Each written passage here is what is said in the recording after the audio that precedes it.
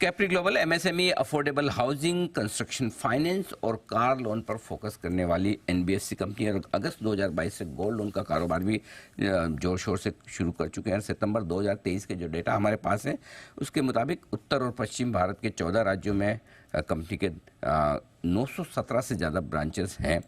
और वित्त वर्ष 2019 से 2023 में कंपनी ने 26% सालाना दर से ग्रोथ की है एयूएम में, और रिटर्न ऑन एसेट 3.2% एवरेज रहा है। आइए मुलाकात करते हैं कंपनी के मैनेजिंग डायरेक्टर राजेश शर्मा साहब हमारे साथ कार्यक्रम में शामिल हो रहे हैं, जो पेशे से चार्टर्ड अकाउंटेंट है और capital market financial advisory services में 25 साल से ज़्यादा का लंबा गहरा अनुभव रखते हैं और कैप्री ग्लोबल के फाउंडर भी हैं। शर्मा साहब, बहुत बहुत स्वागत है आपका, धन्यवाद हमें समय देने के लिए। सबसे पहले तो आपको नए साल की शुभकामनाएं, बधाई कैप्री ग्लोबल को और आपके सारे साथियों को बहुत बहुत शुभकामनाएं। उम्मीद करते हैं कि 2023 आपके लिए बड़ा रॉकिंग साल रहा है, 2024 भी इसी तरह से मजबूत रहे, ये हमारी शुभकामनाएं हैं सर। थैंक यू एंड नववर्ष की आपको और जी परिवार को भी बहुत बहुत शुभकामनाएं। जी, एक बड़ी इंटरेस्टिंग रिपोर्ट हमारे पास आई, तो हमने सोचा कि आपको आमंत्रित किया जाए और आपसे मुलाकात की जाए। मोतीलाल ओसवाल की तरफ से जो 28वीं वेल्थ क्रिएशन स्टडी आई है, उसमें कई कंपनियों का, पूरा देश भर में जितनी कंपनियां लिस्टेड है उनका पूरा विश्लेषण करते हैं और कौन सी कंपनियां वेल्थ बना रही उस पर उनकी रिपोर्ट आती है। तो पिछले 5 सालों में जो सबसे ज़्यादा वेल्थ 10 कंपनियों ने बनाई, उनमें आपका नंबर है। पहले 5 सालों में सबसे फास्ट ग्रोथ करके 50% सालाना दर से ग्रोथ करके बनाने वाले, उसमें आप 6ठे नंबर पे हैं। और जो कंसिस्टेंटली पिछले 5 सालों में ग्रोथ बनाई, उसमें आप पहले नंबर पे हैं। कैप्री ग्लोबल का उनका 5 सालों का जो ये ट्रैक रिकॉर्ड आया है, इसके लिए आपको बहुत बहुत बधाई। ये बताएं कि किस तरह की परफॉर्मेंस आपकी कंपनी की पिछले 5 सालों की रही, जिसके दम पर इस रिपोर्ट में आपका जिक्र हुआ है। तो पिछले 5 सालों में हमने जो है एक ब्रांच एक्सपांशन काफी किया है और साल दर साल हमने एयूएम में काफी अच्छी ग्रोथ करी है, प्रॉफिटेबिलिटी में ग्रोथ करी है और हमारा आरओए स्टेबल रहा है। हमारे जो है एक्विजिशन ऑफ कस्टमर है उसमें काफी अच्छी ग्रोथ हुई है। और मुझे लगता है कि ये अपॉर्चुनिटी जो है ये पूरे एक भारत की अपॉर्चुनिटी है जिसमें हमने पार्टिसिपेट किया है। और ये सेगमेंट में काफी बड़ी अपॉर्चुनिटी है, एमएसएमई हो, अफोर्डेबल हाउसिंग हो, छोटे डेवलपर की फाइनेंसिंग हो, जहां पे बैंक उनको लोन नहीं दे पाते, वहां पे उसमें हमने अपने एक अंडरराइटिंग स्टैंडर्ड का एक विशेष तरीके से करके उसमें हमने एक यूनिक एक्सपर्टीज हासिल करी है। उसके चलते ये ग्रोथ संभव हुई है। तो काफी अच्छा रहा है पिछले 5 साल। और हमें लगता है कि इंडिया जो ग्रो कर रहा है, जो इंडिया अभी 5 ट्रिलियन इकोनॉमी और थर्ड लार्जेस्ट इकोनॉमी बनने जा रहा है, उसमें कहीं ना कहीं हर कंपनी को एक अपना रोल प्ले करना है। और हमें लगता है कैप्री ग्लोबल भी इसमें पूरा एक रोल प्ले करने के लिए पूरा तैयार है।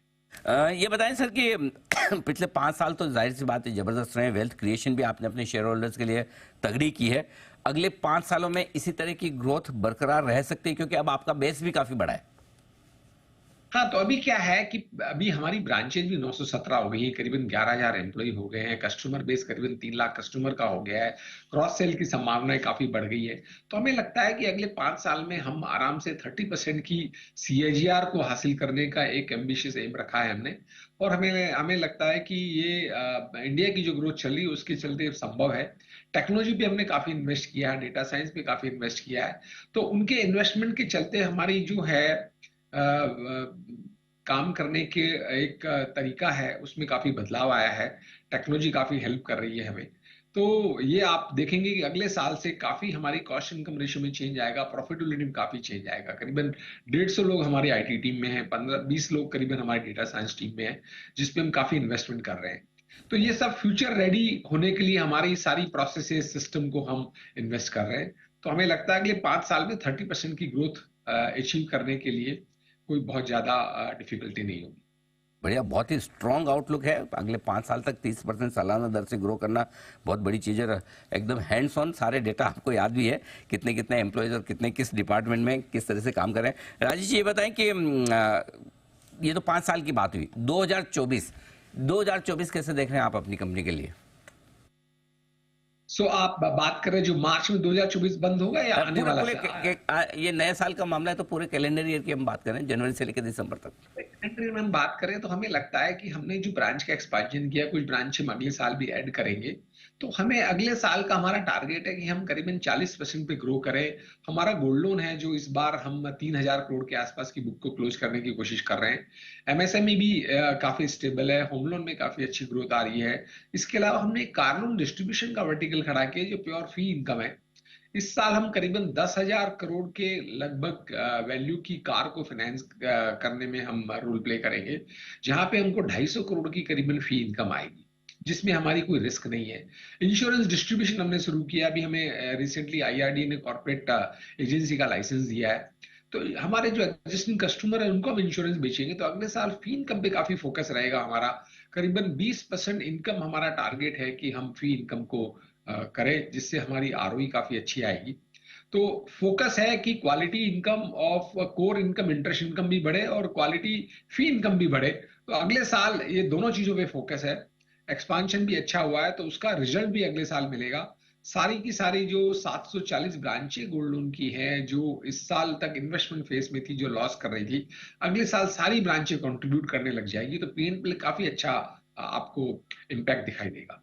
ओके, आपसे बाकी सब पे तो बात की। पिछली बार जब भी मुलाकात हुई आपने गोल्ड लोन पर बड़ा फोकस किया। अब आप कह भी रहे हैं कि गोल्ड लोन का इम्पैक्ट अब जो इस साल आपके फाइनेंशियल में आना शुरू होगा। लेकिन एक नई बात मेरे ख्याल से आज आपने जो कही मुझे इंटरव्यू में, वो कार लोन को लेकर आप कह रहे हैं कि 250 करोड़ रुपए की फी इनकम आप कार लोन से जुटाने का इरादा रखते हैं।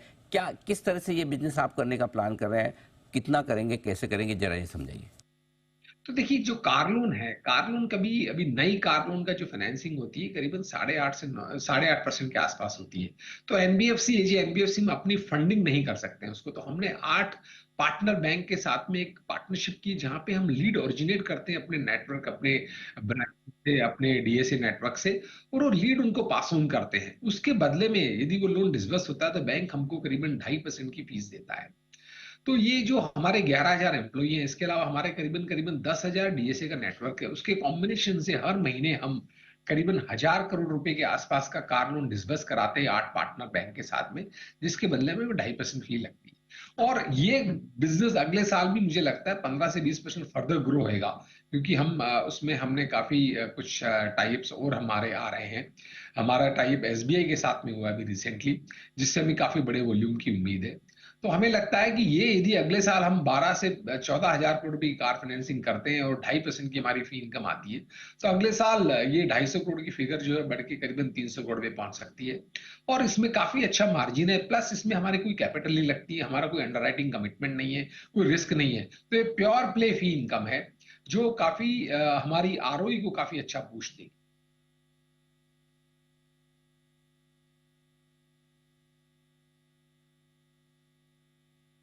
कि दिसंबर के महीने में हमने सुना था कि शायद आप डिजिटल लैंडिंग में भी आप जा रहे हैं, वो प्लेटफॉर्म भी आप लॉन्च करने वाले हैं। एक बार बताएं क्या स्टेटस है, वहां पर किस तरह के प्लान्स हैं आपके? तो डिजिटल लैंडिंग में देखिए, अभी अभी हम लोग सिर्फ पार्टनरशिप के थ्रू एक्सप्लोर करेंगे। पहले हमारा जो टेक्नोलॉजी साइड है हम उसको लॉन्च कर रहे हैं। उसके बाद में हम कुछ फिनटेक के साथ में पार्टनरशिप करेंगे, जहां पे लोन वो ओरिजिनेट करेंगे। आरबीआई की गाइडलाइंस आई है एफएलडीजी पे, जहां पे जो फिनटेक है वो हमें 5% तक की गारंटी देगा, और वहां पे हम ओरिजिनेशन करेंगे। और उसके करीबन 1 साल तक उस मॉडल पे जाने के बाद में फिर अपना प्रोडक्ट लॉन्च करेंगे, जब हम मार्केट टेस्ट कर लेते हैं, अपनी टेक्नोलॉजी को टेस्ट कर लेते हैं, अपनी रिस्क टीम की असेसमेंट को टेस्ट करने के बाद में फिर हम लॉन्च करेंगे। तो अभी अगला 1 साल जो है ये पार्टनरशिप मोड में, डिजिटल मॉर्निंग बड़े कॉशियस मोड में रहेगा, और उसके बाद में इसको फुल फ्लेज लॉन्च करेंगे। ओके, तो चलिए डिजिटल लॉन्च पे भी बड़े आगे प्लान्स आपकी तरफ से आते हुए। राजेश जी, बहुत बहुत धन्यवाद आपका समय देने के लिए, और 2024 के लिए भी और अगले 5 सालों के लिए आपने बहुत ही स्ट्रॉन्ग आउटलुक दिया है। आई एम श्योर आपके इन्वेस्टर्स, आपके दर्शक, हमारे दर्शक और आपके इन्वेस्टर्स जरूर ये सुनकर कॉन्फिडेंट और खुश भी महसूस करेंगे। बहुत बहुत धन्यवाद, और एक बार फिर से नए साल की बहुत बहुत शुभकामनाएं आपको। आपको भी थैंक यू।